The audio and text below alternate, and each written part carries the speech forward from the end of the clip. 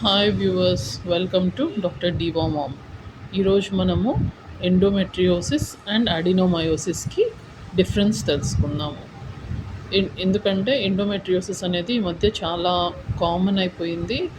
And infertility పేషెంట్స్లో, అంటే పిల్లలు లేకపోవడం అనే దాంట్లో ఇది ఒక మేజర్ షేర్ అనేది చూపిస్తుంది అనమాట. దీంట్లో ఎండోమెట్రియోసిస్ అనేది అంటే యంగ్ ఏజ్ వాళ్ళకి ఎక్కువ చూస్తున్నాము. అడినోమయోసిస్ అనేది కొంచెం ఏజ్ 40+ ఉండే వాళ్ళకి ఎక్కువ చూస్తున్నాం అనమాట.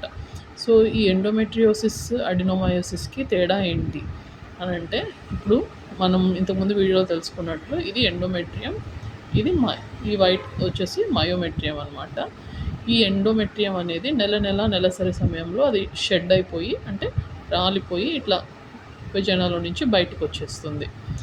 ఒక్కోసారి ఏమవుతుందంటే, ఇక్కడ షెడ్ అయ్యే ఈ ఎండోమెట్రియము లోపలి పొర ఒక్కోసారి ఇట్లా రావాల్సింది ఒక్కోసారి ఇట్లా ట్యూబ్స్లో నుంచి బయటికి వచ్చి గర్భసంచి బయట అక్కడక్కడ పడి, ఎక్కడ పడిన చోట అక్కడ పెరగడం మొదలు పెడుతుంది అనమాట.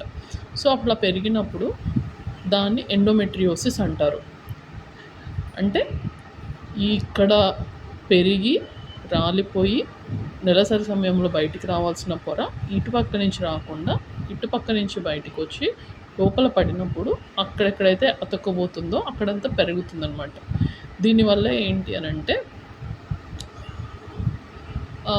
మనకి పిల్లలు పుట్టే అవకాశాలు కొంచెం తగ్గుతుంది. దీనికి మెడికల్ ట్రీట్మెంట్ అనేది ఉంది. త్వరగా కనుక్కుంటే మెడిసిన్స్ ద్వారా, ఇంజెక్షన్స్ ద్వారా సరి చేసుకోవచ్చు.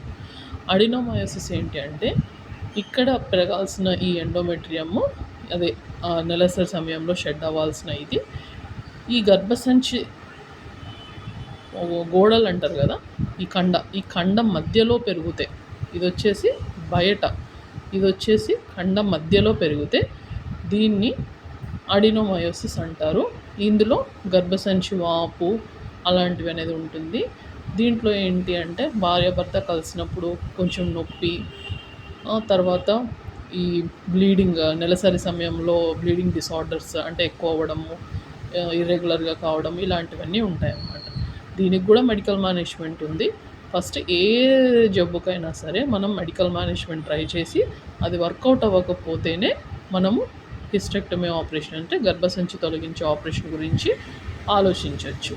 సో ప్రతి చిన్న విషయానికి టెన్షన్ పడకుండా సరైన డాక్టర్ని సంప్రదించండి.